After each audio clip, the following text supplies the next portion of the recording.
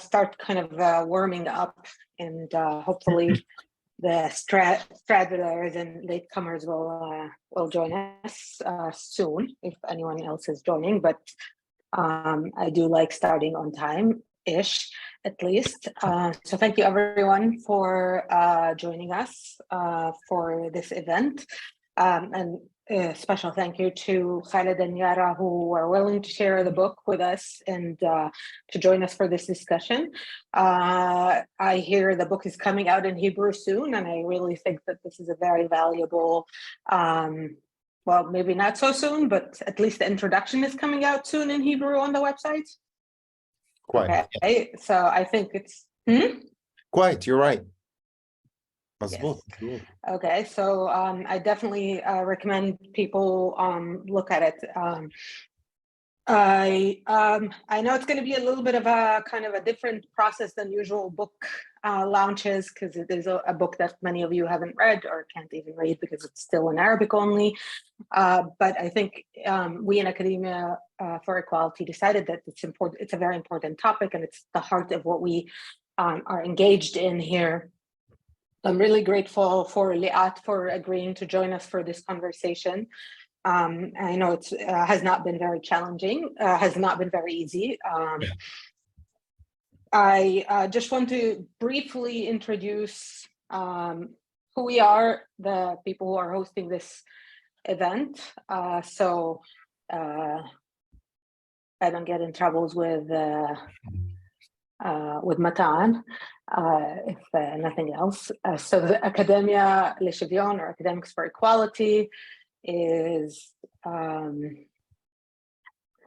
a grassroots voluntary organization of some 700 academics or members of the academic community who are committed to promoting just and democratic future, which I guess today is high in demand, but we take it from a much more radical position and recognize that justice and democracy need to be for all. You are welcome to join our group. You are very encouraged to join our group and become a member, become an activist. I also wanted to let you know about one of our activities these days, helpline for students who feel that they're being persecuted in universities, or they're facing challenges, and these are hard days. So please make sure to pass the word on. If you know any students, we'll do everything we can to help with that. And the last thing I wanted to mention is we have worked on, sorry, I'm so not familiar with this, how this is working. Okay, so we have worked on this sign for doors that we are encouraging people to post on their spaces in the universities as a way of making students feel safer, as a way of making a political presence on campuses. So if you would like, I'm happy to share any of those items with you. So with that out of the way, and closing the share, I will also now move to the event itself, but I will start by a short explanation of the language.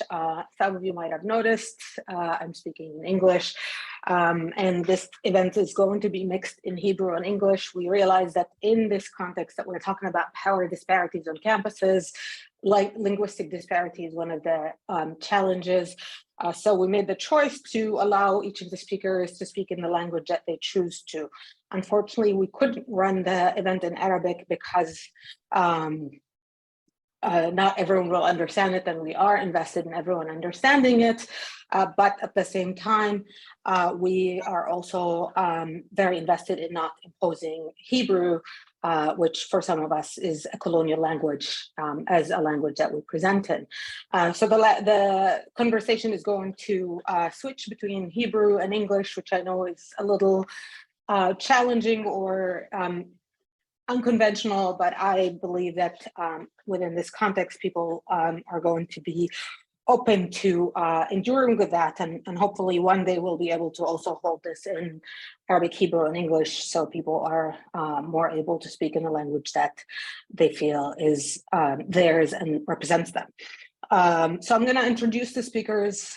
First, as I said, we are joined by the editors of the book في جوف الحوت تجارب فلسطينية في الجامعات الإسرائيلية وبتوخ هلווייתן חוויות פלסטיניות באוניברסיטאות ישראליות. Dr. Yara Saadi-Abrahim is a postdoctoral researcher at the Faculty of Architecture and Town Planning at Technion. Her research fields include indigenous geographies and time, settler colonialism, neoliberal planning, infrastructure, urbanism, and comparative urbanism. Professor Kh'aeld is a professor at the Department of Sociology and Anthropology at Tel Aviv University and a senior fellow at Van Leer. And Liat Kozma is a professor at the Department of Islamic and Middle Eastern Studies at the Hebrew University.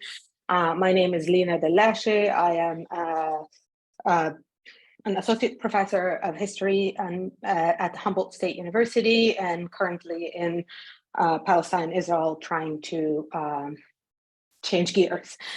So we're going to start with some notes from Liat, which I will follow by kind of a brief engagement to attempt to start a conversation. And then we're going to open it to those who want to comment, whether the editors or the wider public. So without further ado, Liat, thank you so much for joining us, and please feel free. אז אני אתחיל בתודה. לח'אלד, ליארה, ללינה, על ההזמנה ועל האמון. אני גם רוצה להגיד שהקריאה בשבילי הייתה דבר מאוד מאוד אישי, כי היא פרמה כל מיני רגעים וחברויות והתנסויות שהיו לי ולמידה לאורך השנים, גם מלינה וח'אלד וגם מאחרים. אז קראתי את זה מתוך החוויות שלי כסטודנטית, כמרצה, כמורה, כעמיתה, כחברה, וזהו, וגמרתי לדבר על עצמי, ואני רוצה לדבר על למה הספר הזה חשוב ולא למה הוא חשוב לי. אז אני אתחיל לדבר על 3 חוות של קריאה שלי את הספר הזה ועל מה הוא מדבר. הוא מדבר דבר ראשון על יצירת ידע, זאת אומרת איך אנחנו מייצרות ומייצרים ידע בתוך דיסציפלינות ששימשו ועדיין משמשות את האדון, אם זה בהקשרים קולוניאליים כלליים ואם זה בהקשרים מקומיים, איך דיסציפלינות, במקרה שלי אני היסטוריונית, איך כותבים בתוך דיסציפלינות שהשתמשו בהם לספר את הסיפור של המנצחים, דיסציפלינות שהיום משמשות למשל להכשיר אנשים למערכות ביטחון, להצדיק השתקה והשכחה. אני מדברת בעיקר על הדיסציפלינות ההיסטוריות, אבל כמובן מתכתב עם הרבה דברים שעלו בספר. ובה בעת איך אנחנו לוקחים ידע מהקשרים אחרים, קולוניאליים, פוסט-קולוניאליים, קולוניאליים התיישבותיים, וממקמים אותם כאן. קראתם לזה תוקין על מערפה, שזה ביטוי שלא הכרתי ואני לא יודעת איך לתרגם אותו, כאילו דרך אחת לתרגם אותו הוא דקולוניזציה של הידע, ואני אשמח לשמוע גם הצעות אחרות. אלה 2 שאלות שנוגעות לייצור ידע וליכולת להיות חוקרת פלסטינית במקום הזה מתוך נקודת מבט אינטלקטואלית. איך אנחנו מייצרים את המסגרת להבנת המציאות, והספר בעיניי מתכתב עם 2 סוגים של תשובות. האם אנחנו מייצרים אפיסטמולוגיה אחרת, האם אנחנו יכולים לייצר אפיסטמולוגיה אחרת או רוצים לייצר אפיסטמולוגיה אחרת, או שאנחנו יכולים לקחת את הכלים הקיימים ולייצר מהם סוג אחר של ידע. ובתור היסטוריונית אני כרגע מאוד מאוד פוזיטיביסטית, ואני אגיד כדי לחתור אחר האמת.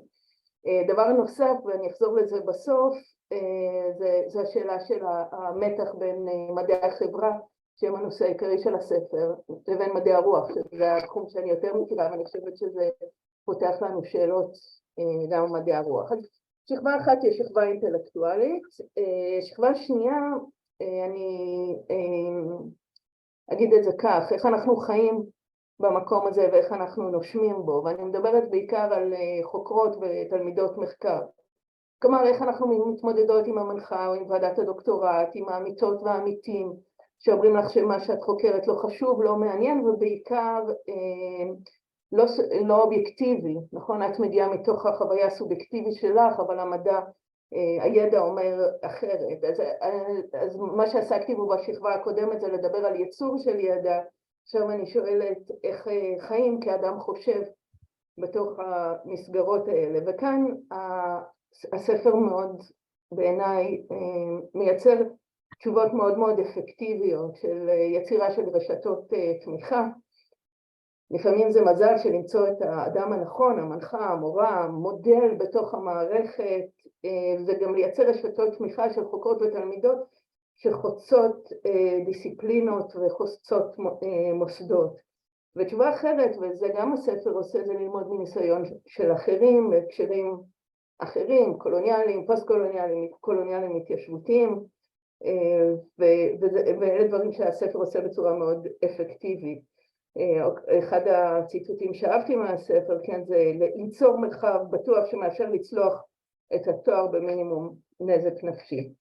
אז השכבה השנייה, כאמור, היא איך מייצרים ידע, השכבה השנייה היא איך אנחנו שורדים כחוקרים וחוקרות בתוך הסביבה הזאת, ואם אנחנו מקלפים עוד שכבה, אני רוצה להגיע לחיים בקמפוס, שזו שאלה שנוגעת לכולם, לא רק לחוקרות ותלמידות מחקר, אלא גם לתלמידות תואר ראשון, לשם הנוחות, אני מדברת בלשון נקבה. אז דבר ראשון המובן מאליו החברתי תרבותי, שיכול להיות סתם זר, ויכול להיות מנוכר ומדיר באופן פעיל, אז זה יכול להיות השפה ורשתות היכרות קודמות, שנכנסת לתוך קבוצה של אנשים שמכירים אחד את השני, ולא רק גם הרמה של הבדיחות והאנקדוטות והזיכרונות מהצבא, אז כל מיני היבטים כאלה שמרכיבים את היומיום, הגזענות או המיקרו-אגרסיות היומיומיות, אז זה היבט אחד, כמובן אצלנו בקמפוס, בקמפוסים אחרים גם, הנוכחות של חיילים במדים. הדבר השני הוא שעצם הקיום שלנו, אוקיי, מנופפת לי הבחורה שהכי אהובה עליי בעולם, אז רק שנייה. אוקיי, אז מהו הפוליטי? פוליטי זו שאלה שבה עצם הנוכחות שלנו במרחב היא משהו פוליטי, כן? אני חושבת על החוויה שלי, ויושבת פה מישהי שהכרתי בהקשר הזה, היחידה לשוויון הזדמנויות לסטודנטים ערבים, כן? אז זו יחידה שמותר לה לעשות דברים מאוד מאוד מוגבלים, אבל אסור להם להיות פוליטיים, והפוליטיים זה כבר לקרוא לעצמנו בשם, כן? זה כבר פוליטי, או לעשות כל דבר שהוא לא סעד או סיוע, או כן, אז הופך עצם הקיום שלנו במרחב, לקרוא לו בשם, הופך להיות פוליטי.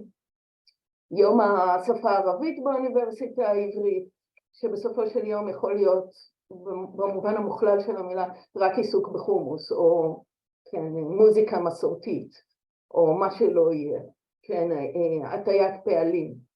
אסור לו להיות פוליטי, והמרחב הזה מאוד מאוים מהנוכחות הזאת של הפוליטית. ואהבתי את העיסוק שלכם במונח של רב תרבותיות, מגוון, רגישות תרבותית.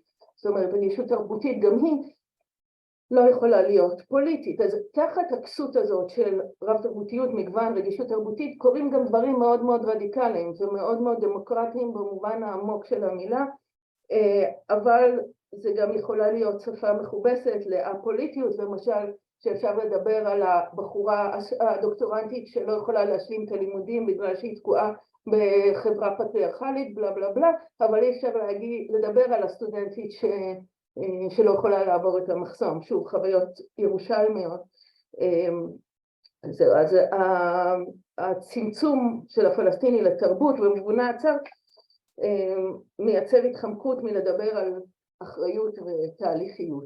וההיבט הנוסף הוא החוויה בכיתה. מה מותר להגיד, מה אסור להגיד, איך אנחנו מגלים מה כללי המשחק בכיתה הספציפית הזאת מול המורה הספציפית הזאת, מול הסטודנטים הספציפיים האלה, מתי לחלוק את החוויה האישית שלי הופך להיות משהו פוליטי, מתי החוויה האישית שלי הופכת להיות מסכסך או מפלג או מה שלא יהיה, ואז כן, אחד הדברים שצריך ללמוד, שאנחנו מחנכים את עצמנו כמחנכים, זה להסתכל מי בכיתה שותק ולנסות להבין למה. הכיתה היום היא גם המרחב הווירטואלי של הרשתות החברתיות, הקבוצות וואטסאפ, עמודי פייסבוק, אני חושבת למשל על עמודות הפייסבוק של המעונות שהם מצונזרים במובן זה שיש מי שעובר ומפקח, וכמובן צנזורה עצמית, זאת אומרת מה המחיר שאנחנו נשלם על כתיבת פוסט בפייסבוק, מה המחיר שאנחנו נשלם כשנענה לוויכוח סמי פוליטי שמתפתח בוואטסאפ הכיתתי וכו' וכו'. אז ועוד דבר שפתחתי בלהודות ללינה וח'אלד, יש משהו מאוד משחרר בלימודים בחו"ל, זאת אומרת של לשבת באותה כיתה כשווים, ההשטחה הזאת שזה מאפשר, זהו, ולהוציא את עצמנו מהמשוואה הזאת. אני רוצה לסכם בשתי נקודות. אחת, זה באמת אחת המחשבות שעלו בראשי כשקראתי, זה איך אנחנו מייצאים את התובנות שעולות מהספר למדעי הרוח. כן, איך אנחנו מייצרים מרחבים שבהם אפשר לכתוב היסטוריה, במובן הכי פוזיטיביסטי של המילה, של לגלות מה באמת קרה. האם אנחנו יכולים לנהל שיחה בחוג להיסטוריה, כאשר נקודת המוצא היא שאנחנו כותבים היסטוריה כדי להצדיק את הצד שלנו. הניסיון שלי הוא שפותחים וכשמאפשרים יוצאים דברים נפלאים בתוך הדיסציפלינה ההיסטורית. ודבר שני, ומתאים לפורום הזה, זה מה המשמעות של השיחה הזאת שהיא נסגרת וכשהיא נפתחת, כשהיא קורית במעגלים פנים פלסטינים וכשהיא הופכת להיות דיאלוג כמו שאנחנו מקוות לפתח כאן.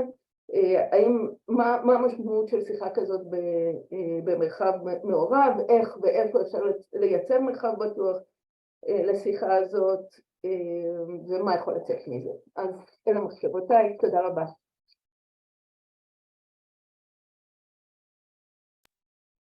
Thank you very, very much, Liat, for the very engaged reading of the book.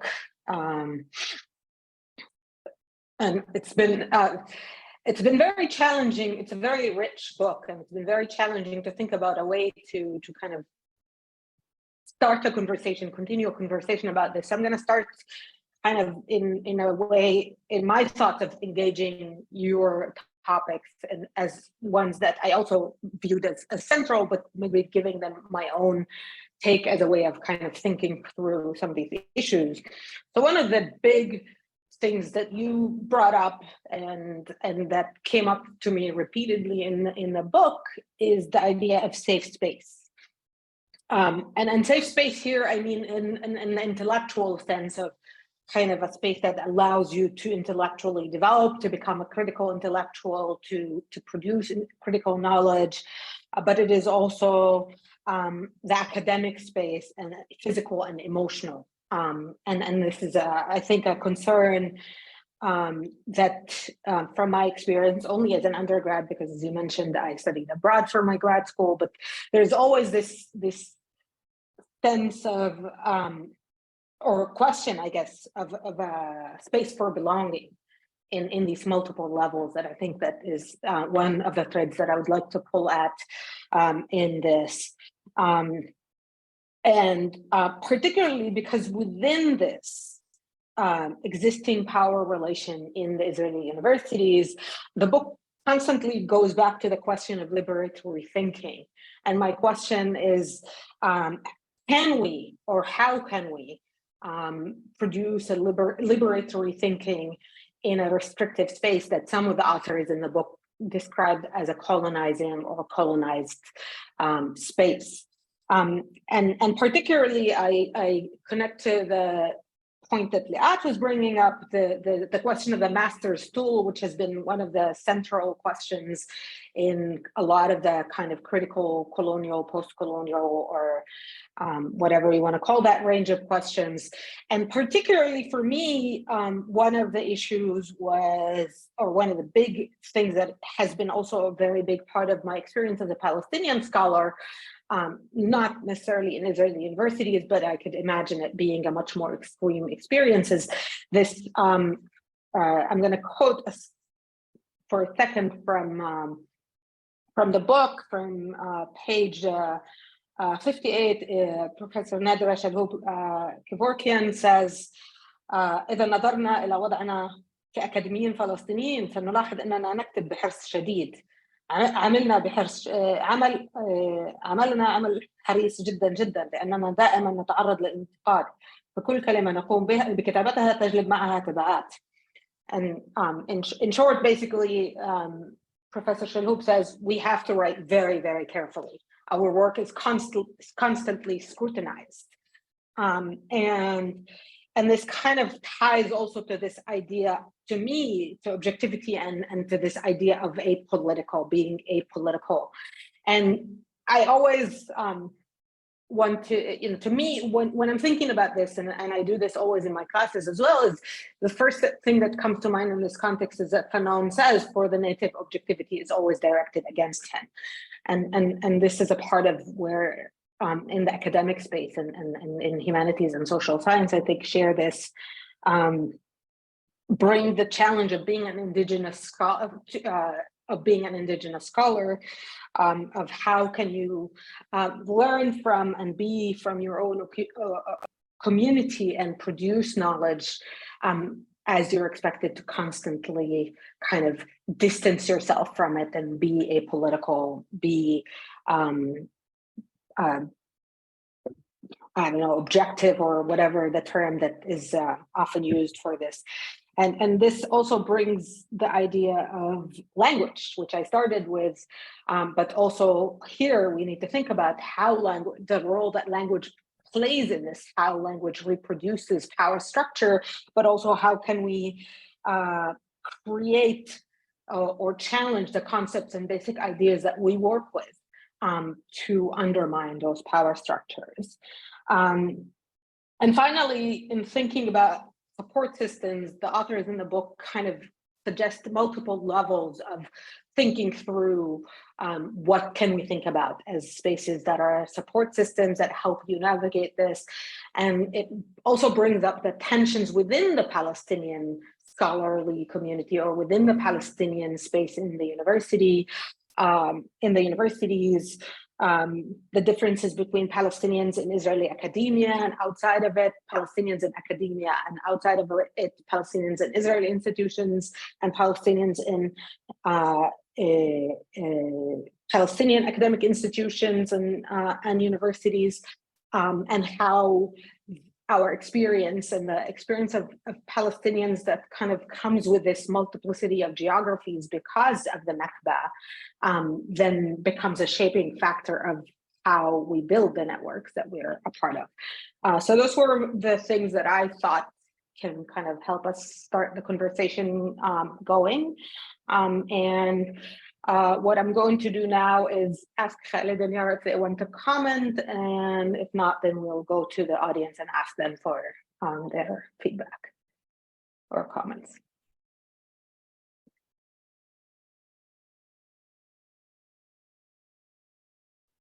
يارا تفضلي.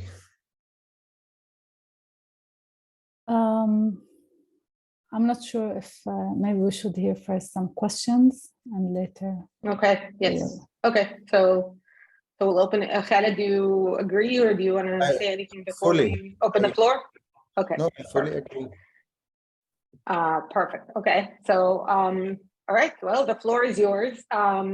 Just so that we have more productive conversation, those who are able and comfortable, please turn on your video. So we can kind of at least have a little bit of a sense of seeing each other. And yeah, you can either raise your hand, speak, or electronically raise your hand, and don't all jump in at once.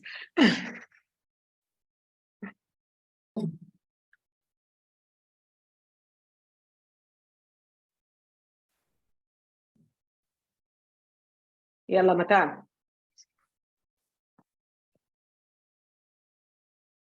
Hi. So I wanted to ask, and this is a question following a discussion that we had last year about Palestinian women in academia, and the question there of the relationships, also the comparison between the Mizrahi experience in academia and the Palestinian experience in Israeli academia. So I wanted to ask about, it doesn't have to be necessarily only about Mizrahim, but how do you see the relation between the particular kinds of situations that Palestinians face in Israeli academia and the situations that's faced by other kind of oppressed groups, whether it's women, Mizrahim, Ethiopians, LGBTQ people, poor people, etc.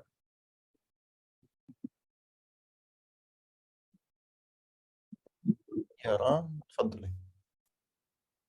Okay, so actually the third part of, okay, I will give you just a quick background. Maybe I'll start about the project and then I will get to your question. So the book is actually came after about 2 years of meetings and discussions of a group of postgraduate Palestinian students in Vanir institution, and it was supervised by Professor Khaled. And the main discussion was how can we create rooted knowledge as students in Israeli neoliberal academia. And therefore, of course, the first and main idea was that this book, we wanted it to empower Palestinian students in their intellectual journey. And it was very interesting that once it got out, we find out that the professors, Palestinian professors, also find it a tool to be empowered and feel less eliminated in the academia, which is, of course, great. But we also hope to make kind of a shift in the paradigms in scholarship on Palestinian education. I think in general, until now, the main topic of the research on Palestinians in Israeli universities is on discrimination and inequality in allocations of resources and its implications, which is, of course, extremely important, but it leaves out the daily experiences. And it's worth noting that there is even less research on the experiences of students, of professors, of Palestinian professors. And therefore, we try to think of how to write a text that does not deal with Palestinian students as only as a case study, but rather as an experience that we can learn from, and we can kind of a window that we can see and connect. And as you ask, also not only to stay within the experience of Palestinians, but also to connect to other experiences. And therefore, this is why, I mean, the book it actually has 3 parts. The first part contains interviews with Palestinian professors on their academic journey. The second one is about Palestinian students describing their spatial and temporal experiences on the campus, in class, as Liat and Lina mentioned, the colonizer-colonized relations between the supervisor and the student, and the whole journey of writing a thesis in Israeli university.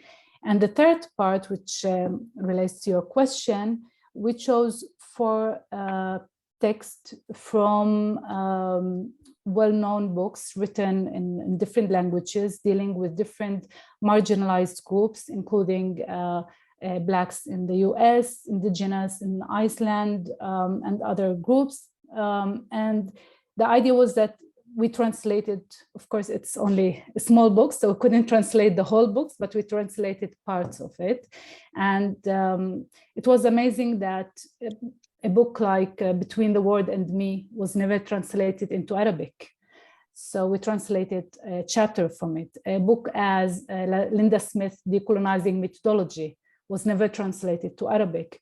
So it's not only about the Palestinian students and case, but also about literature in Arabic in general, and also about how can we not stay, closed in our situation, but think also through solidarities, through other experiences around the world. Yeah, Khaled, do you want to add to this? Sure. First, really, just a word of recognition and thanks to Anat, if I may say. I hope it's okay. I don't mean to put you on the spot, but for inducing this conversation, and thank you, Lina and Liat, for this kind introduction, and just for Academia Leshevion for hosting us.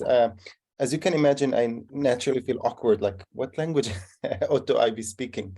Time we thought about the project in Arabic. Suddenly, I hardly in English even, and now I'm finding myself amenable, really, to speak in not just Arabic and English, but also Hebrew. So I hope you don't mind, and you'll tolerate the back and forth in languages. But this is not yet getting to Matan's question, which I quite appreciate, because in a sense it reminds me at least of how this book is only the beginning of a certain work. The book, as you may have heard, is called في جوف الحوت in Arabic. That means in the belly of the Leviathan. And the truth is, as the more I think about it, the Leviathan doesn't have to mean simply the modern nation state. We all, as I think about, can you all hear me? Okay. I feel the book invites us, it has been inviting me at least to think maybe we all live in our own Leviathans. Maybe we ourselves carry on certain Leviathans. It's not just something external. And to the extent that this is true, then we have yet to find out how the Mizrahi struggle, the feminist struggle, have their own share of Leviathans to contend with. And where do we all meet? I don't know if I addressed your question, but all I'm trying to say, this is a work that's just at the beginning, to see how it is that we contend and confront the very, very foundational questions to our politics, to our ethics, as well as to our epistemologies, and that is the paradigm of sovereignty. I hope it's not lost on you when I invoke Leviathan. I couldn't have not thought of Hobbes and his notions of what politics should be about. So let me stop here. Thank you, Khaled and Yara. Nina, and then Anat.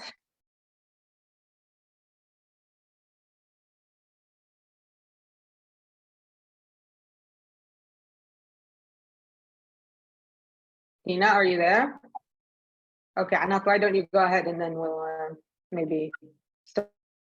Okay, so I'm switching to two other questions, but they are related. I think one question, I just wanted more information, elaboration on the importance of the student groups, the Palestinian student groups, their effect, their presence in the campuses, the relations between them, if you can just elaborate on that. Sorry? What? So I missed something. What happened? Sorry, go ahead. Someone was not muted, I think, but it's. Oh, okay. Yeah. All right. So this is just a question for elaboration on the importance and the effect, the potential of the students groups and the relations with the very few Jewish activists leftist activists in campuses, if there are any at all. Well, there are in Academy for Equality, of course. So this is one thing, and the other, a bit related to that, is, as many of you know, I think I've been trying to struggle against the presence of arms and uniforms in the Israeli campuses, and not very successfully, not successfully at all, I mean. But I would like to ask you for your what you think. Can I appeal? Can I be helped by those students groups that I just mentioned? I mean, would the Palestinian students group help me in this struggle? Yara? Can I just briefly mention something from the book. I want to quote something. We talked about using some quotes in our talks. I wanted to talk, this actually kind of talks to something I was thinking about earlier, and this is in page 136 for those who have the book. This is the Tel Aviv University students talking about trying to make their own space, and they talk about this, creating this space called the Hawariya. I'm going to read and then try to kind of explain what that says. الحوارية تشكلت كمساحة متساوية ورحبة، والأهم من كل هذا أنها مساحة فلسطينية عربية بالهوية واللغة والرؤية. I'm going to say that again. مساحة فلسطينية عربية بالهوية واللغة والرؤية.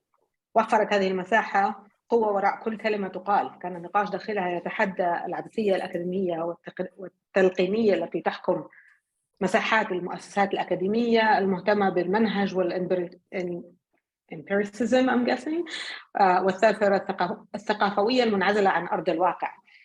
So for me, this was one of those kind of moments where I was thinking about where are what kind of spaces the students have and kind of follow that. And that's question of how do we connect these spaces?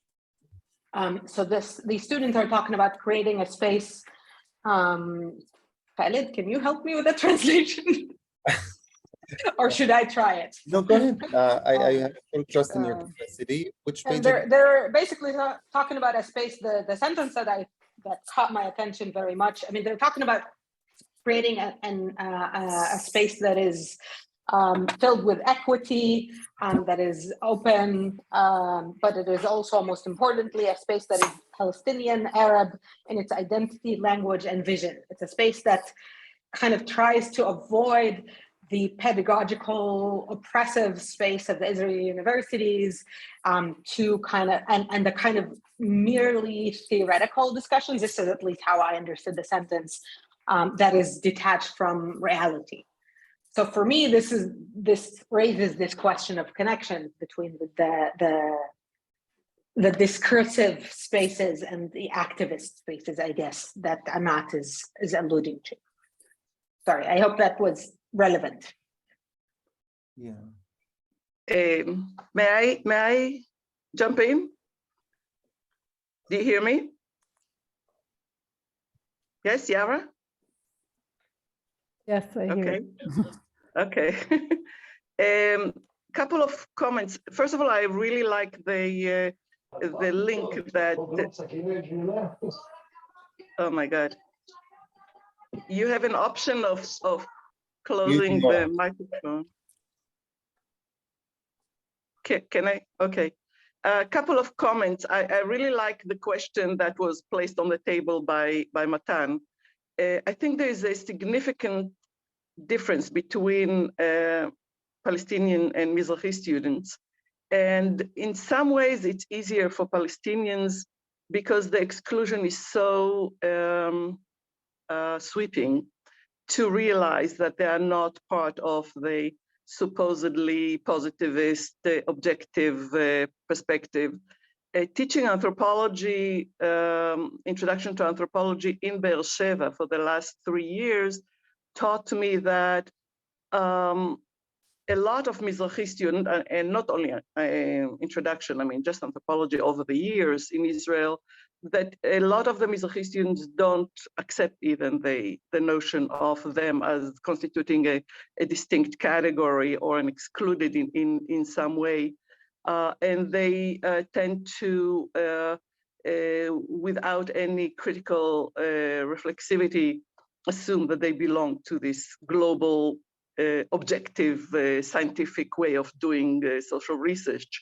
So one of the biggest challenges, and that's what I think it's easier for Palestinian students at least, one of the greatest challenges is to make them realize about mechanisms of exclusion and then link it to what I call feminist anthropology.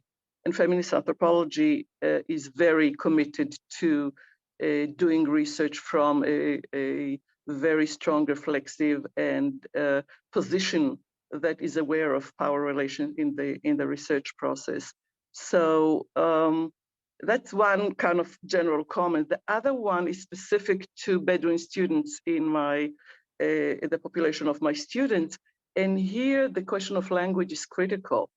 They are struggling with reading not only English text, which they are less prepared to do. Maybe in Jerusalem, Palestinian students are more prepared to read English, but in Beersheba, among the population of students that are on our campus, it's really a struggle. And then they have the other struggle of writing in Hebrew. And we created circles to aid mainly women students to deal with this challenge. So another parallel which works on this language is the Canadian setting, which I think has a lot of insights and it's overlooked.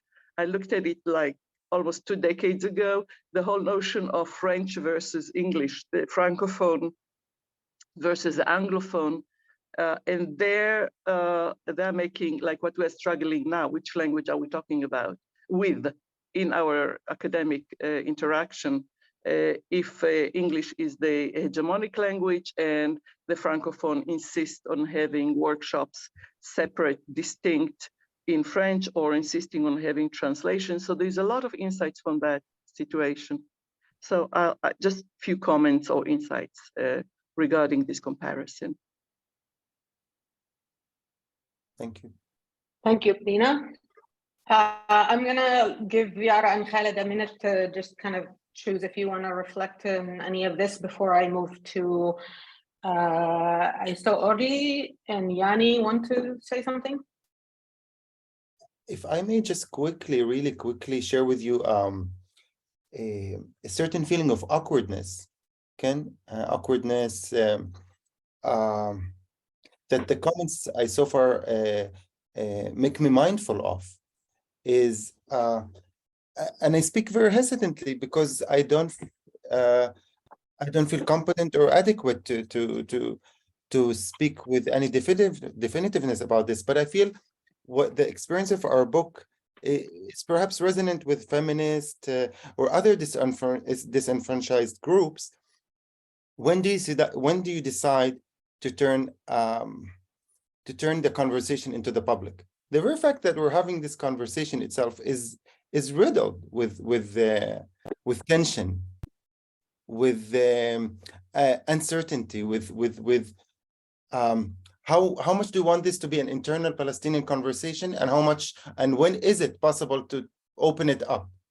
So when I'm asked, are we talking to Mizrahi students, to feminist groups, it precisely touches the nerve where we feel, are we ready to have an external conversation? It's not that I have answers to these questions, but these are questions we live with.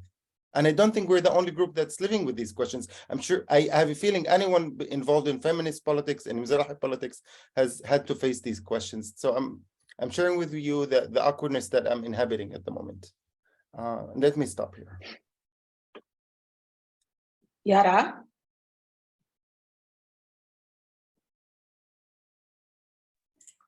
Yeah, I also had this, the notion that Khaled is sharing here. I also had this in mind, and I also just wanted to reply maybe quickly to the questions that have been raised. I mean, Anat, hi, first of all. I mean, these are very important questions, but I don't know if we can answer them. I mean, I have been far away from the student group for a while now, and I don't know, but I think at least from the text that Amir Marsh and Amir Nassar wrote that Lina quoted from, so what they are describing is not only feelings of discrimination because of the institution, but also from its from the spatial experience, from the greenhouse, the ruins that Tel Aviv University is built on, and so on. And of course, also the soldiers and all this military symbols all around. And they end their text after, it's very interesting because they start from the classroom, from the lecturer, talking about, this Orientalism theories and so on. And then they go on to talk about their experiences and end up describing how they started with other students forum, the Edward Said Forum in Tel Aviv University. So I hope this in a way connect to your questions. So, it's a different kind of struggle from what you are doing, but it is still revolves around the same notion, but it's a different kind. I think, if we try to think about Palestinian students, this is what we can do in a way that can also benefit our community and with the feelings of, not belonging to the place and so on. So I think this is maybe the other kind, the other half, or the other face of the same struggle. Regarding, I don't want to go into the question of the Mizrahi students because I don't know much about it, but I just want to say I wouldn't, think about it as easier or harder. It's just in a different tools. But I think that what we try to discuss in the book is that there is more than just the discriminatory, inequality that we usually talk about. There is another topic that is almost, it's almost never discussed, which is the production of knowledge. And I think one of the sad things is that Palestinian students, even when we are very, aware, politically aware and critical and so on, we end up using many times concepts, theories, and names that if are not,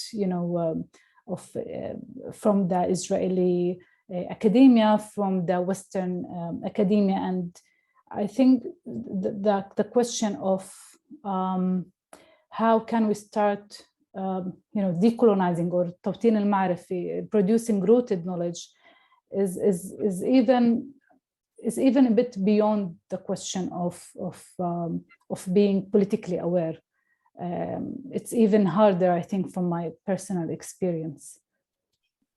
But to address something very concrete and practical that Anat raised in her question, and maybe we shouldn't lose sight of it for a moment, about potential help from Palestinian students in the struggle against militarization, let's say, of campus, against the bearing of arms in classrooms.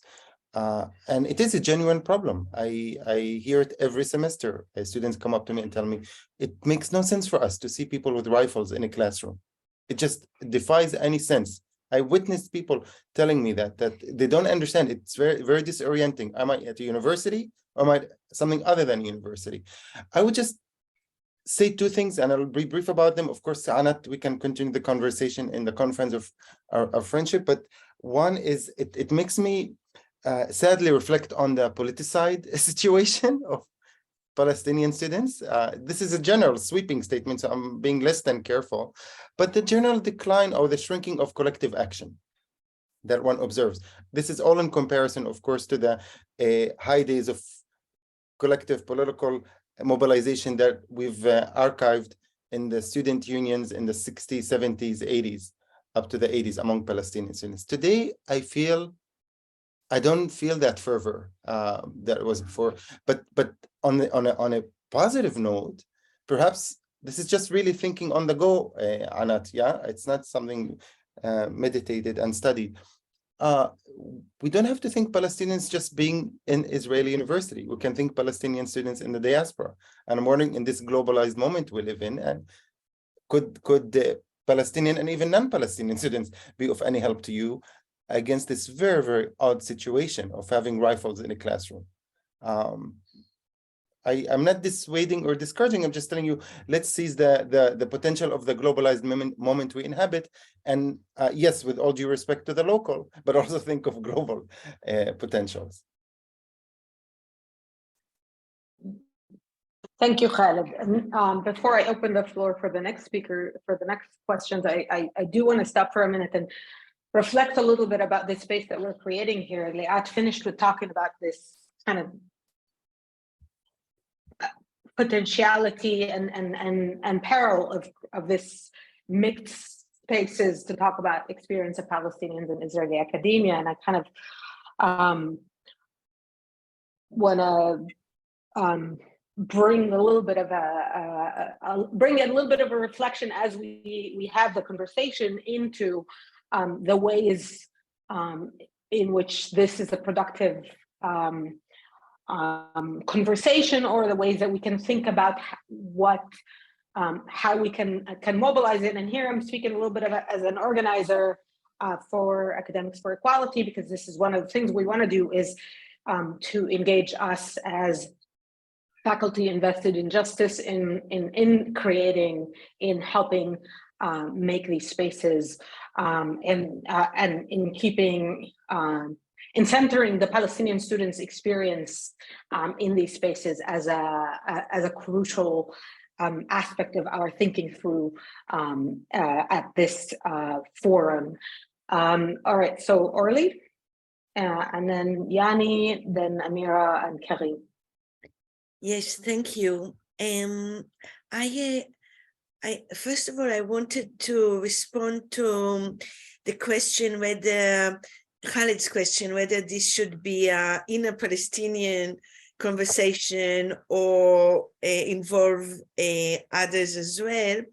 I want to encourage you to involve us in the conversation, because at the moment, I think it's important to recognize that we are not in the starting point of this struggle. What I mean is to remind all of us that in most universities at the moment, there are people appointed to support Palestinian students as part of the university action. So, for example, issues of language and issues of money and issues of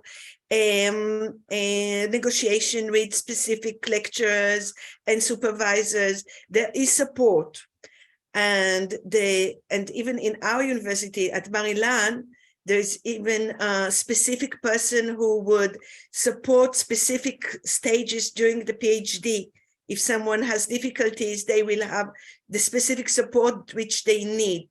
So I think that it's important to recognize that we are not at the beginning of the process, and that if we do continue having this conversation, we are able to make the support that is currently given more accurate, more precise, more specific, and the range of recognized needs better responded to. So in this sense, I believe that this is important. The other point that I wanted to raise is the point of huge differences among Palestinian students. I mean, that's my experience in the classroom. There are the political students, but they are not necessarily the ones that are more dominant in class. Some are really embarrassed if I raise politics in class. So they don't want to be signified as the struggling other. So it's also it's important that we recognize that we have differences in political views, we have differences in class positions, we have differences in mastering of the Hebrew language. And all these differences together means that there would be differences in terms of how much support a student would be able to recruit for themselves. So a lot of issues that need more accurate terms and ways of action. Thank you. And of course, I thank you very much for publishing this book. I think it will be an important contribution to our struggle. Thank you. Speaking of struggle, I hope I've made it sufficiently clear. No struggle is left behind. to paraphrase the term, no child left behind. Of course, at some point, struggles ought to be commensurable and find ways to intersect. But the question really is not whether to include or exclude, say, leftist Israeli struggle, but rather when and over what points. And this is always a question of tactics and strategy. just to nuance the conversation, Orly. I very much appreciate your point, but there are things we will have to fight together. There are things we have to fight separately, and that's not a bad thing. Just we need to be more nuanced in our approach. Yes.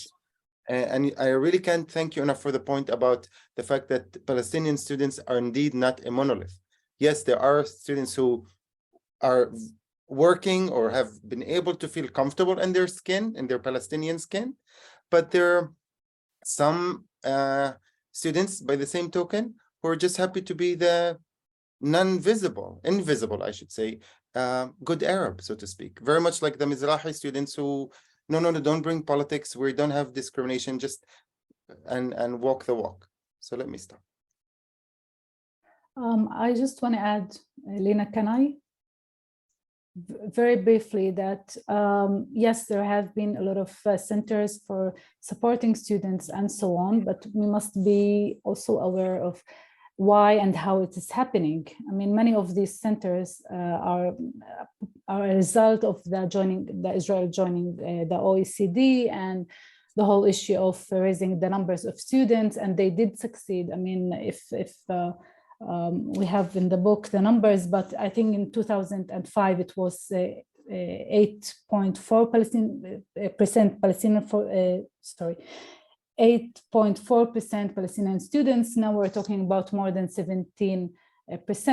But again, the question of what kind of students and what's happening. I mean, the history of these institutions, I mean, they show the systems of captive minds and, producing. I mean, we are sometimes paying a very heavy price. So it's not only about the numbers. It's not only about, this kind of, I mean, it's very good that we have this support, but we need always to problematize it, to question it, because these institutions, and I think that the main thing is that we're talking about the institution, not about individuals. So I think we just need to keep this in mind. Thank you, Yara. That's a very excellent point. Yanni? Hello, hi. Well, thank you first for the book and for the presentations. It's all very interesting and very important. I want to make a comment and then ask a question. The comment is that the model of the Hלווייתן, especially if Thomas Hobbes is mentioned, is a very static model. The Hלווייתן doesn't ever change. And what I want to ask is about the movement of the Hלווייתן that we are in various directions. For example, in the positive sense, in a positive direction, I don't think that 10 years ago, talk within the Israeli Academy of post-colonial studies would have been comprehensible at all, would have been, would have had any audience. And gradually, I think it becomes a legitimate discourse and an interesting discourse, and one that is both interesting in its own right and applicable to the Israeli-Palestinian situation. And I think that's a positive development. I think that people may be able to take it forward. On the other hand, the Hלווייתן may be moving backwards in various ways, and may become, given the realities of Israeli political situation, it may become even more oppressive than it has been in the past. We are all under attack these days, and who knows what's going to become of Israeli universities and of the level of academic freedom that they have so far achieved. It may very, very well decline sharply. And so that will affect Palestinian students as much as anybody else. So I guess my question is, do you have a sense of these movements in any which way? And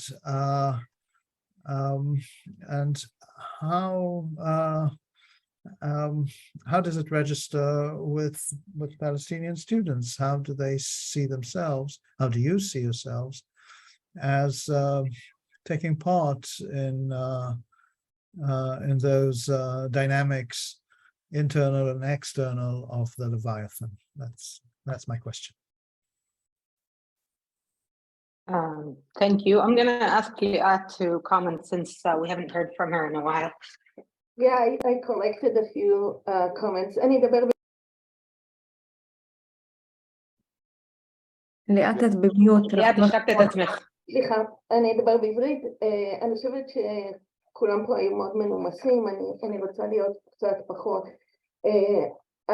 אני חושבת שהשאלה של איך אנחנו מגייסים סטודנטים ערבים למאבק שלנו במיליטריזציה של הקמפוס, היא שאלה, אני לא יכולה להסביר כמה היא מרתיחה לי את הדם. אני חושבת היה לי דיון עם סטודנט על איך לכתוב מכתב אנונימי שלא יחזור אליו, אם לפתוח אימייל אנונימי שיכתוב לנשיא האוניברסיטה ככה וככה על הנושא הזה. הפייסבוק שלהם, כאילו סטודנטית אמרה לי, אם אני אכתוב משהו בפייסבוק, אני מפחדת שמחר השב"כ ידפוק לי בדלת. עכשיו אנחנו בירושלים, זה נכון, החוויה שלכם בתל אביב ובבאר שבע היא אולי אחרת, אני באמת לא יודעת, אבל הציפייה שהם יהיו החיילי רגלים שלנו במאבק שלנו, על זה היא פשוט, אני לא יודעת, אולי אתם לא תסכימו איתי ואני אשמח להתווכח, אבל השאלה הזאת היא פשוט לא הגיונית בעיניי. עכשיו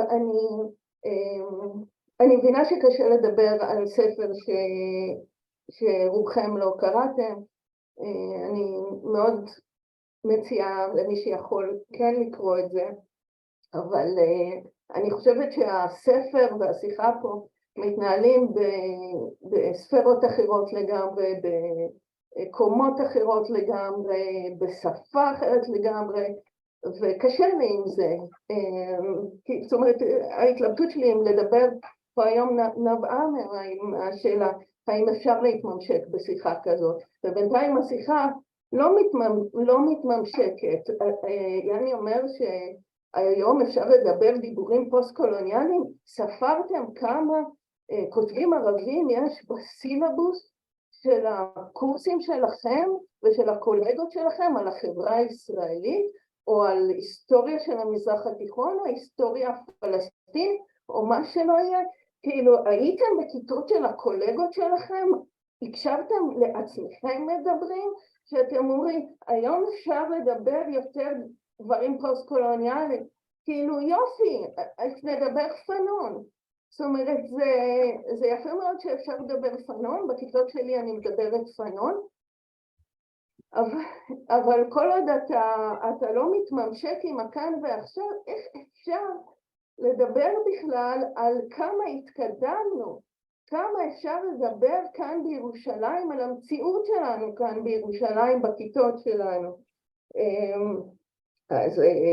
וגם, סליחה, השיחה על כמה סיוע יש לסטודנטים ערבים, זה שיחה אחרת לגמרי, וזה ממש נהדר שיש את כל הדברים האלה שמסייעים לאנשים ויכולים לעזור להם, אבל כאשר כל האירועים שמתנהלים ביחידה צריכים לעבור אישור של דיקנת הסטודנטים שחס וחלילה לא יהיה בהם שום פוליטיקה, כאשר אנחנו יכולים לדבר על איך הסטודנטים שלנו יודעים או לא מסתדרים עם השפה, אבל אי אפשר לדבר על איזה סוג של היסטוריה הם נחשפים אליה בקורסים ההיסטוריים אצלנו. זאת אומרת, אז איפה אנחנו, עם מי אנחנו מדברים? אנחנו מדברים עם עצמנו, אנחנו טופחים לעצמנו על השכם, אנחנו טובים מאוד בזה, אבל אני חושבת שהספר מציע סוג של ממשק עם שיחה אחרת לגמרי ממה שמתנהלת פה, וסליחה שאני מתפרצת כך בכעס, אבל קשה לי לשמוע את זה. טוב, מי שמכיר אותי יודע שכואב לי אני מדברת, אז סליחה. תודה ליאת, תודה. אני רוצה... Okay. Now I'm confused. All right. Khaled and Yara, do you want to say something before I pass the... I just feel bad. Liat is feeling bad, honestly. No need, because maybe Liat, maybe it would help just to let people know. הנה נעבר גם לעברית שבימים הבאים עומד לצאת התרגום של ההקדמה של הספר בעברית, ואולי זה יעזור לקרב השיחה שהייתה אמורה להתנהל כאן או תמשיך במקום אחר, ובאמת התכנים הקונקרטיים של הספר. התרגום יצא בעברית בעוד מספר ימים, ואני חושב שיפרסמו אותו בוובסייט של ון ליר, לאלה שרוצים להתקרב יותר לספר בשפה שלא ערבית. לא יודע אם זה יעזור. Yeah. Can I try to bring the conversation to the book a little bit by another attempt to quote from the book again? I'm going to say it in Arabic and then try in my clumsy way to translate it. But this is from the text about the two Jerusalem Palestinian students at the Hebrew University who speak about their experiences. And in the end, the author writes, نلخص في هذه الشهادة لأن المقاومة تكمن في رفض الباحث الفلسطيني المستعمر الدخول في الصراع الإيديولوجي ورفضه للتطبيع الإيديولوجي للمستعمر، وكذلك قبوله لأكاديمية المؤسسة التي تعتمد فقط على الأدوات المعرفية العلمية للتعبير عن الواقع الاجتماعي والسياسي القائم. As in the context of speaking about these two Palestinian students who are having different experiences, one who had been in prison, in an Israeli prison as a political prisoner, and now is writing his dissertation at Hebrew. The other is a master's thesis student who's struggling with an advisor who basically shoots down every thesis attempt as a political and tries to kind of shape the experience. And in the kind of wrapping this up, the author says that these testimonies of these two students show that the resistance in these cases lay in the rejection of the Palestinian researcher, the colonized Palestinian researcher, in entering into the ideological struggle, and his refusal to normalize the ideology of the colonizers, and to the institution, the academic institution that relies on the tools of knowledge, the scientific tools of knowledge to express an existing social and political reality that they face.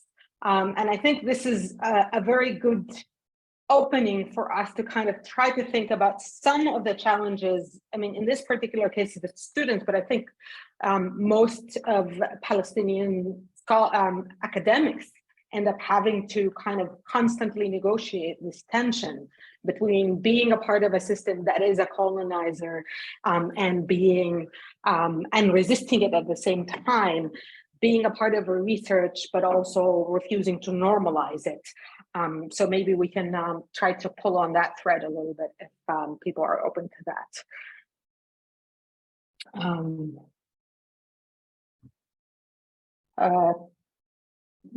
Karin, I don't think there's a digital version, but I think you can order it online at from the publisher, which is Van Leer and Van Leer. It's even cheaper at Van Leer. Yeah. Not a digital. No, only print. But I see people not yet. There will be later. All right, Amira.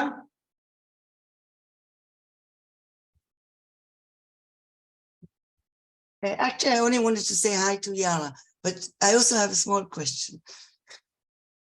All the people who spoke here today are faculty. and we don't hear the voice of the students, especially not undergraduate. So, and I haven't read the book, so I don't know if the book relates to the differences, or does. Maybe there are no differences, right? I assume there are between undergraduate and faculty and postgraduate, of course. That's my question. And it relates to what Lena just said, this conflict. Is it different for faculty and students? Thank you. Lady Yara. تفضلي يارا. Yeah, well, this is a good question, and I need to reflect a bit on the book. But I believe that there's a lot of differences. I mean, if you read the first part, you see people that, you know, are talking about, first of all, they already found the way how to do research with critical tools. Many of them already paid very heavy prices, so they talk with this confidence, they name things in their name. And I think the students are a bit still looking, you know, for how to manage. But I think the good thing is that, I mean, as a student, I almost never had a Palestinian lecturer, and suddenly reading these interviews with the professors, it gave me, you know, not only a model, a person to look for and so on, but more than that, it just let me know how the process that Palestinians go through. It also gives a lot of hope to realize that, you know, you can start from a place that you're looking how to say things and how to do research. And then when the professors talk about their journey, you start thinking of ways that you can deal. I mean, I think it's very inspiring and empowering, but it's also good because it gives you a tool as a student, a Palestinian student. It's kind of a toolkit, like this is what they did, you can try to think how you do. And I think the most unique thing about these interviews is that they just raise many questions, and most of them are not answered, and you just suddenly have many insights and questions to think about, and think about your own research in a different way. Yeah, this is what I have. Maybe just to add, we do have two texts from people who were students in the 70s. And I think this is another thing that's very interesting to see how these experiences of students in the 70s, not exactly comparing, but just to see how they go near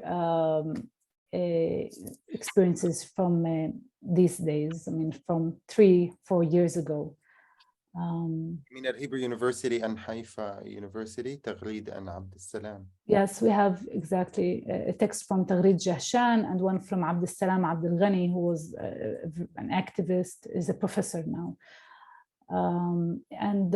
Maybe I just need to say that while we were thinking who to choose for the interviews with the professors, I mean, we had many names, but then we decided on a specific group, people who went to the universities during the 80s, around the first Intifada. So we are also talking about a very specific group, which mostly was, I don't know how it's in English, but the first generation. So it's another factors to think about.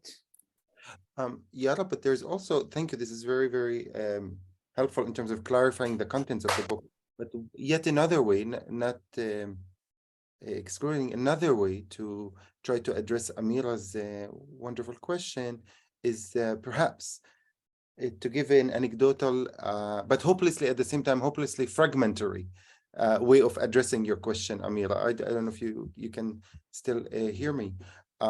It's to just to share with you very concrete and practical anecdotes from the three, let's say, station or trajectories of education at the Israeli university. Let's say an undergrad, a graduate, and faculty level. So again, I underscore the point. This is extremely sketchy and fragmentary, but at least to give you a palpable and concrete sense of how the experiences could be vastly divergent among the three strata. Undergraduate segment in our book, we're wondering, for example, and I'm just picking things that stood out for me. Two undergraduates were asking, how do I sleep at night in the dorms when I know my beds are above the bones of deceased people in a Palestinian cemetery? This is a reference to the cemetery of Sheikh Jarrah, Sheikh Jarrah being the former name of the land. Sheikh Monis. Sheikh Monis. Sorry, Sheikh Monis, I meant to say. I apologize. So the dorms of Sheikh of Tel Aviv are on a Muslim cemetery. This is undergraduate. A graduate student was asking, how do I know when it's safe to use the word Palestine in my thesis or in front of my MA advisor? The faculty, on the other hand, were asking questions like, when do we get to speak critically in an indigenous native Palestinian way? So we're not always quoting Foucault and those post-structuralists. If the Indians have their subaltern group, and let's say there was Black nationalists in the US, what do we have to speak our own critical language? So I'm just giving you really, really very pointed, concrete, hopefully examples to illustrate what we take to be the difference between the three strata. I'll just add really another endorsement for the book and reading it is it actually gives really a richness of this different experience and different focuses of the different generations and different localities, because the book has Palestinian professors who are teaching in Israeli universities, ones who studied here and are teaching abroad, students who are in all three levels of the academic process, undergrads, MA and PhD, and in different places. And I think that's a part of what we want to kind of try to, I think this is one of the strengths of the book, is it really is not giving a decisive answer, but actually really helping expose to all these different experiences in different ways, to show that there isn't a Palestinian experience in the universities, but there's a totalizing or an overall, I don't know, an accumulative, I guess is the accurate word, experience that shares some of the core things, but also has other different aspects, distinct aspects in terms of the language, the discourse, but also the lived experience and the focuses that faculty have within it. And it also changes with the positionality. Senior professors obviously have much less to lose than junior professors and things like that. And you could see that. And this is something that is really important for our conversation to try to think of. And again, I'm going back to, yes, this is a conversation about Palestinians in Israeli academia that is happening in this mixed space. And how do we maximize, how do we understand this and make this into something that is productive is one of the ways that I'm trying to think about it. So Karim?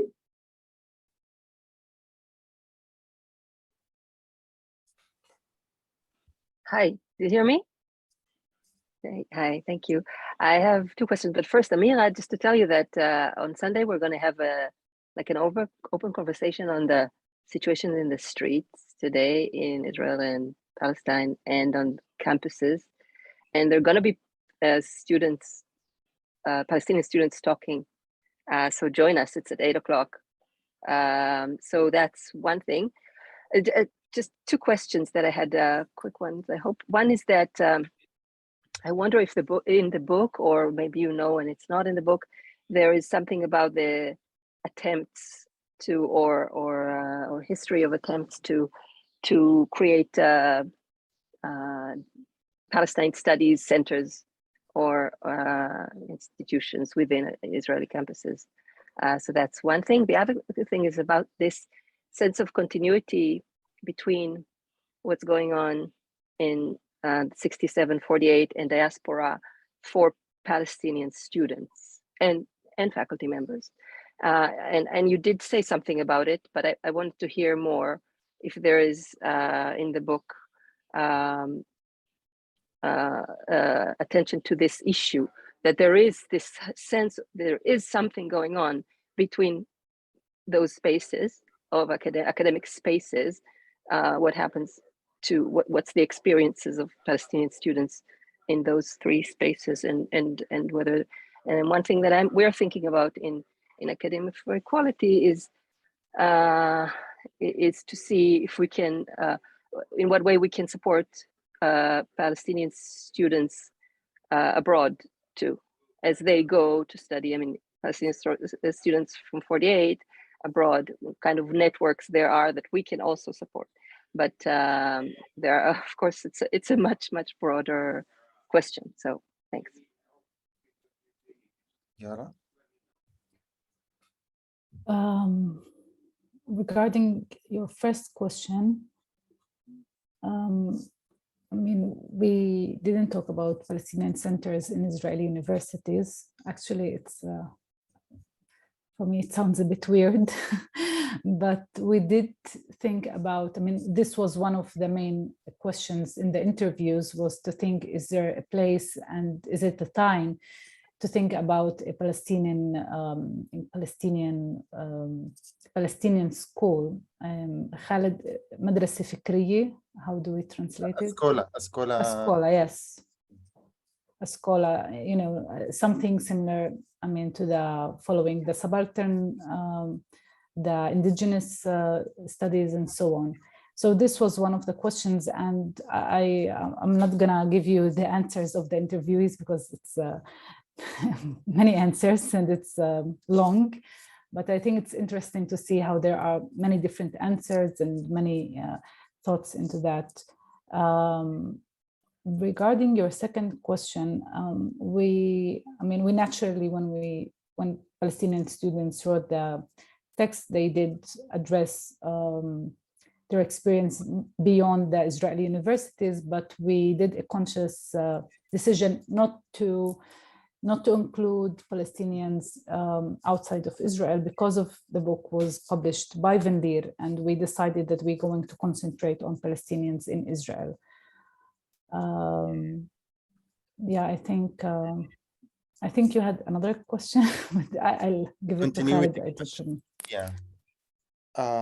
So yeah, we didn't touch upon Karen, the idea of Center of Palestine Studies. Something about it, just really speaking from my guts, if I may, strikes me as a bit of an oxymoron to have a Center of Palestine Studies in an Israeli university, given the state of what we today know as Israel. Right? Although you could make the argument playfully, there have been always Center of Palestine Studies, only we didn't recognize them as such when you think of the Moshe Dayan Center at Tel Aviv University that has been studying Palestine all along without calling it that. But for the other thing is the continuity. Indeed, it's been our mind. So let me just give you a few threads, how it's been on our mind in the book, visibly, vocally. We have been thinking of the students at Pier 8 who've been subject to arrest and kidnapping by the Israeli forces. Have been thinking about also our colleagues, faculty, in my sense, colleagues of mine in history, in cultural studies, who cannot leave the West Bank because Abu Mazen has put them on the subcontractor basically has put them on his blacklist, so to speak, for the occupation. So we don't aim to make it look as if our situation in 48 is a standalone situation.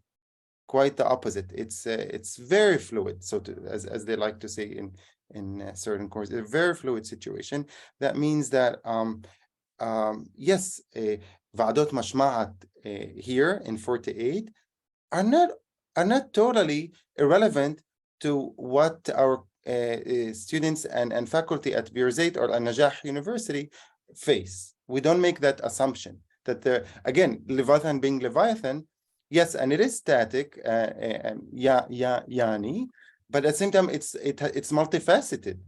I wish stasis, to use the Greek word, I wish stasis was the only problem of the Leviathan. Leviathan may or may not be static, but it's also very, very formidable. and so long that we live in a nation state with all its predicaments and all its not just predicaments, all its troubles, we continue to inhabit a Leviathan. If to the extent that we are still subject of the powers and vagaries of the nation state, we are still subject to the Leviathan, static or dynamic as it may be. Liat, you know a little bit about the practical aspect. אני רוצה לדבר על לימודים פלסטינים או על היסטוריה פלסטינית. אני מדברת שוב ממדעי הרוח.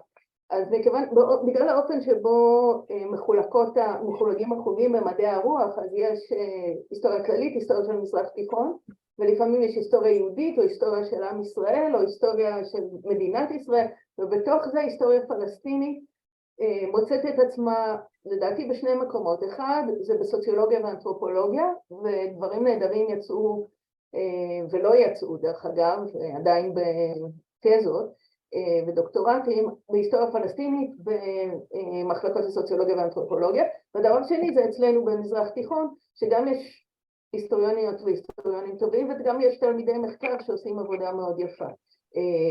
ומה שזה יצר זה איזושהי אינפלציה של אנשים שכותבים במחלקות שלנו היסטוריה פלסטינית, חלק ממנה, כמו שח'אלד קרא לזה, מרכז דיין, וחלק ממנה היסטוריה מאוד מאוד טובה, שכותבים גם סטודנטים ישראלים וגם סטודנטים פלסטינים. ואז מה יהיה הבית שלהם כאשר הם יסיימו את הדוקטורטים שלהם, כאשר מחלקה למזרח תיכון, אז לא יכולה להיות, כאילו לא יכולה לקחת את כולם, כי פלסטין זה רק מקום אחד.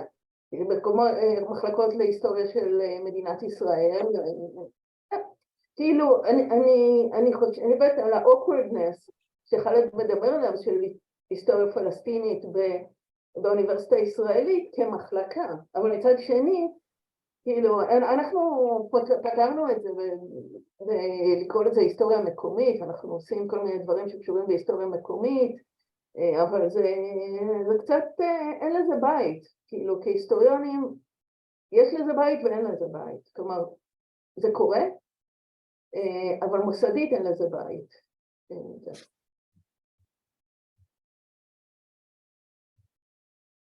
תודה. בינתיים אני רואה שזה 1.5 שעה, ואני רואה שאנשים עדיין ממשיכים עם השיחה, אז אני לוקחת החלטה אדמיניסטרטיבית להמשיך עוד טיפה. בסדר, יערה, ח'אלד, ליאת? בהחלט, בשמחה. סבבה. אז מעולה, מאיר. ערב טוב, ותודה רבה גם על האירוע וגם על הספר.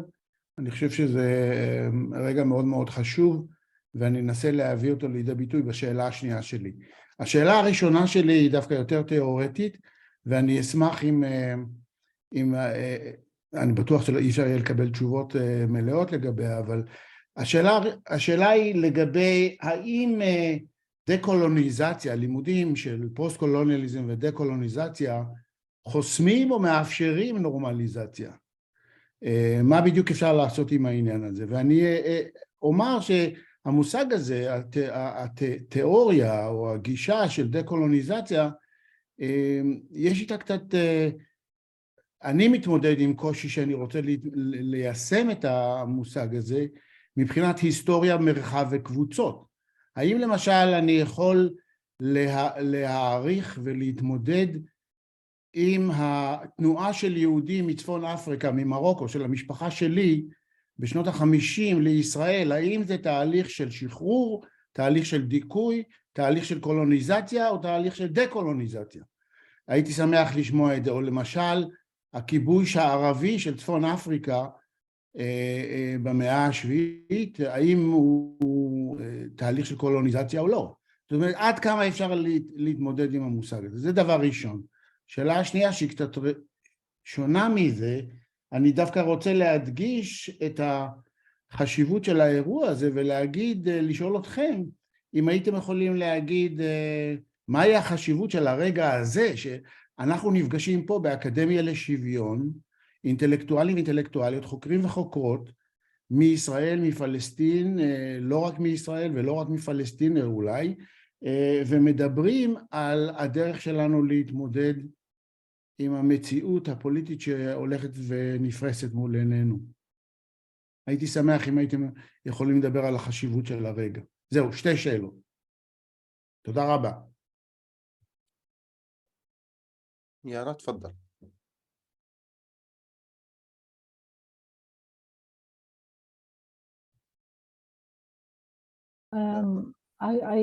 I will answer the first question.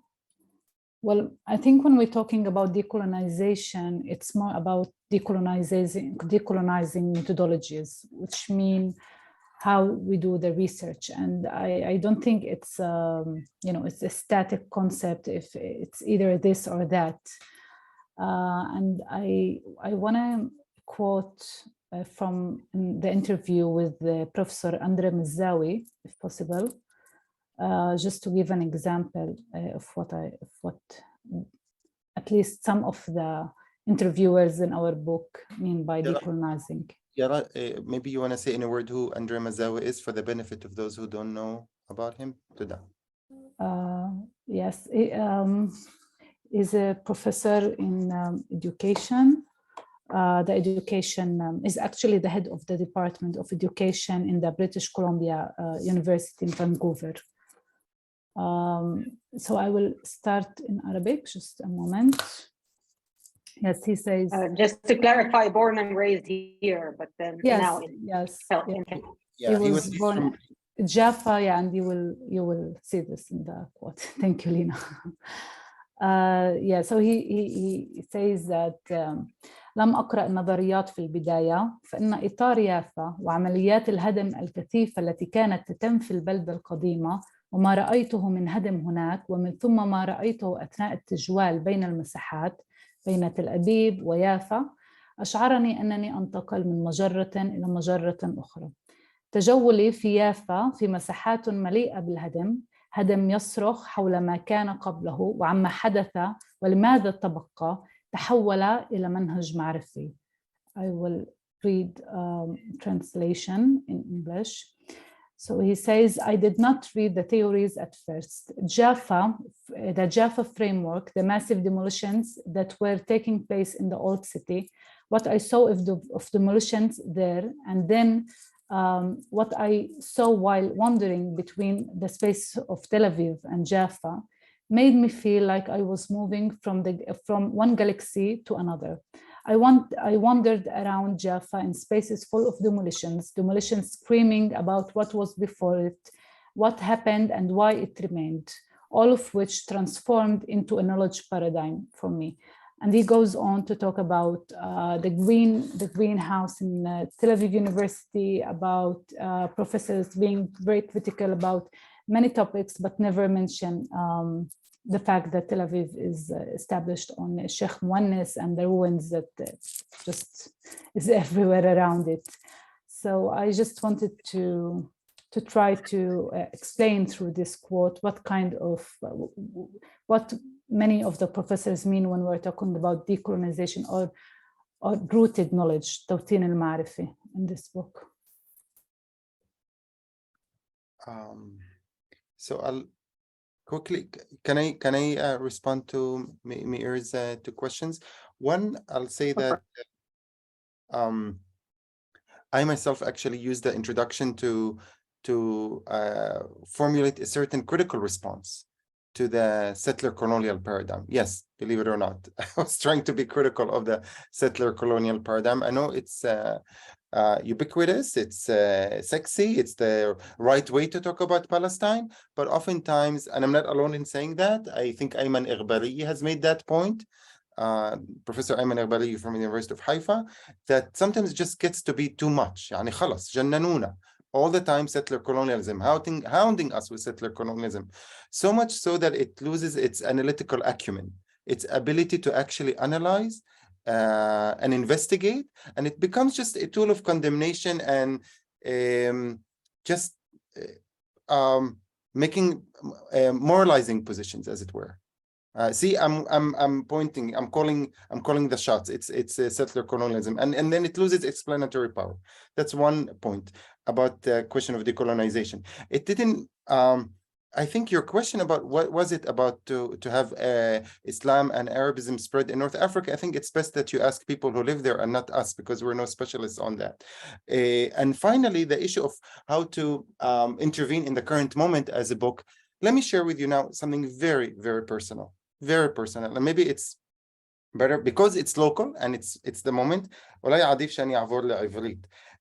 מאז שהתחלתי לשמוע על האסון בטורקיה וסוריה, עם כל מה שאנשים שם עוברים, במיוחד קהילות עניות, התחלתי לשאול את עצמי, האם נקבל מיילים מראשי האוניברסיטאות, כפי שקיבלנו בתחילת המשבר באוקראינה, איך לקבל פליטים, אנשים שצריך לחוס עליהם וכן הלאה. האם יצא, רק התחלתי לשאול את עצמי שאלה ממש היפותטית, exercise, thought exercise. האם יצא מכתב מהאוניברסיטאות, ואמרתי אולי זה מקום לשאול את זה איתכם, יחד לחשוב איתכם, האם אקדמיה לשוויון תוכל באמת לעלות על דעתה, אולי נשאל את האוניברסיטאות מה הן יכולות לעשות, כדי to mitigate the catastrophe. כפי שראינו נכון לעשות עם האוקראינים והאוקראניות, אולי גם יהיה נכון לעשות עם טורקים וסורים, או טורקיות וסוריות.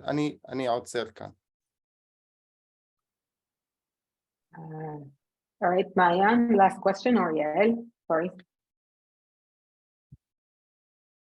ערב טוב, קודם כל תודה רבה על הספר, אני חושבת שזאת תהיה תרומה מאוד מאוד מאוד חשובה. אני אגיד שני דברים. הדוקטורט שלי שיצא, פרסם לפני כמה חודשים, עוסק גם הוא בעצם ביחס של שני מוסדות אקדמיים לסטודנטים פלסטינים, אבל הוא יוצא מתוך critical race theory. עשיתי אתנוגרפיה בשני מוסדות, בטכניון ובחיפה. אני חושבת שהייתי רוצה להצביע כאן שיש הבדל בין שני הלווייתנים שאני חקרתי בהם, אתם יודעים, בהיגיון של המוסד, באופן שבו, בפרקטיקות הגזעה שלו, בארגון של המרחב, במסרים שהוא מעביר, בפוליטיקה שהוא מתיר, בכל ההיבטים האלה בעצם יש הבדל בין המוסדות, ומאוד סקרן אותי להבין את ההבדל בחוויות של הסטודנטים בהקשר לזה. אז זאת הערה אחת שאני רוצה להעיר, ואני חושבת שזה מעניין מאוד להשוות בין מוסדות ולראות את ההיבטים הללו. ודבר שני, ופה אני רוצה להתחבר למה שליאת קוזמה אמרה קודם, אני מאוד מצאתי את עצמי לקראת שחרור הדוקטורט שאני פשוט מפחדת לעשות את זה. אני מפחדת לפרסם אותו. הטכניון זה מוסד שהפחיד אותי כשעשיתי בו אתנוגרפיה, וכמובן החוויות של הסטודנטים הפלסטינים שאותם ליוויתי, אני ליוויתי כ-20 סטודנטים בכל מוסד, חדרו אליי כמובן, ומאוד השפיעו על האופן שבו הרגשתי וחוויתי את המרחב. הרגשתי את הדברים מתוך העיניים שלהם, והפחדים שלהם התחברו לפחדים שלי. זה לא שלא הייתי מודעת לזה קודם, אבל זה מאוד מאוד התגבר ככל שהזמן עבר, וראיתי שאני לא מצליחה לסיים את הדוקטורט ולהגיש אותו, לשים אותו בספרייה. ככה זה ממש דאגה שליוותה אותי לא מעט, ודיברתי על זה לא מעט עם הפרופסור שליווה אותי, עם יובל יונאי, ואני רוצה להגיד שזה עד עכשיו קיים. זאת אומרת, השאלה הזאת, מה המשמעות של זה, של בעצם לכתוב על הטכניון, על חיפה פחות, אבל לכתוב על הטכניון, זאת שאלה שעדיין מלווה אותי. אני בקשרי עבודה איתם, אני עושה שם עוד איזשהו מחקר של חוויות של סטודנטים בעבודות משותפות, וזה כאילו כל הזמן נורא שדולקת שם. אז אלה הערות שלי בהקשר הזה, בהקשר שבאמת היכולת הזאת לכתוב ולדבר ולספר ולהפוך את הידע הזה לידע משמעותי שמשפיע, שאנחנו יכולים באמת לשנות באמצעותו, להגיע לבעלי התפקידים הבכירים ביותר ובאמת לעשות איתו שינוי. אני כבר פעילה בשדה הזה הרבה מאוד שנים, ואני יודעת להגיד, אני יודעת בדיוק איפה הגבולות, איפה באמת למה יקשיבו ולמה בכלל אין סיכוי שיקשיבו, במה יעיפו אותי מהחדר, גם זה כבר קרה לי במצבים מסוימים, ואלה שאלות, אני חושבת ח'אלד וכל מי שכתבו את הספר, שהצעד הזה הוא צעד מאוד מאוד חשוב, זה חשוב שכמובן אנשים בעלי קביעות כותבים את הדברים האלה, אנשים שיש להם כוח לדבר, ואני מברכת על זה ומאוד מודאגת, אני מודה. תודה. Thank you. Khaled, any other final word before we wrap up? אני מאוד מאוד מעריך את האירוח שלכם לפרויקט הזה ולשיחה הזאת, ועל הנוכחות של כולכם וכולכן. תודה. No, that's it. Yeah. Yara? Yeah, I just want to say one thing to continue what Yael was saying. I think focusing on the positionality of Palestinians is important, not only because it's important, because many times we get kind of caught in talking about the political cause and so on. And I think what we try to do here is to think also about the Palestinian experience. Just to give another example to what Yael said, one student, once a postgraduate student, told me that after he had integration,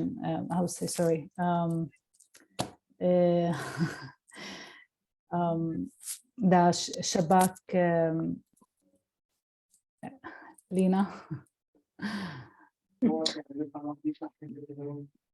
بدون الشباك عمل له مساءلة. He was called for a questioning by the Shabak, by the secret services. חקירת שב"כ, חקירת שב"כ. So he explained how later on it was very hard for him to go and to continue the interviews. Suddenly the sitting with somebody and recording and asking very intimate questions became for him something that is very much related to the very hard experience that he went through. So I think there's many small details in this book that are important to not only to know and recognize, but also to keep in mind, especially when we are talking about people. I mean, I see that most of the people here are lecturers, that's also supervisors and so on. So I think these kind of things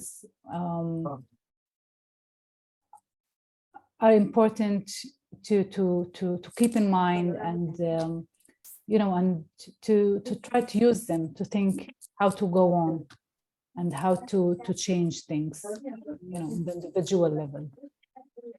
And I want to thank you for this opportunity, especially Lina for organizing this, and Liat for your comments and insights.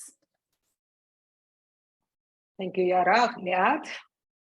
אני רק אומר שהשאלה לגבי היכולת לנהל שיחה פלסטינית ישראלית על הספר הזה עדיין נשארה פתוחה, ואני חושבת למרבה הצער שהמבוא לא מספיק. זאת אומרת, יש פרקים מסוימים, כאילו אם אני הייתי צריכה לבחור, הייתי בוחרת פרקים אחרים כדי לנהל סביבם את השיחה הזאת, כי תחושתי עדיין שהייתה פה שיחה ברג'יסטרים שונים,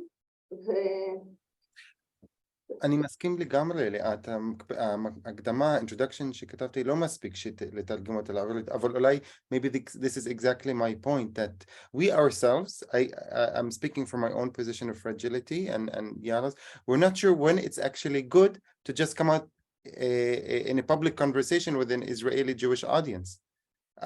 Keep in mind, ניסינו כאן לטפח מקום של שיחה פנים פלסטינית, ספציפית אפילו של 48, כן?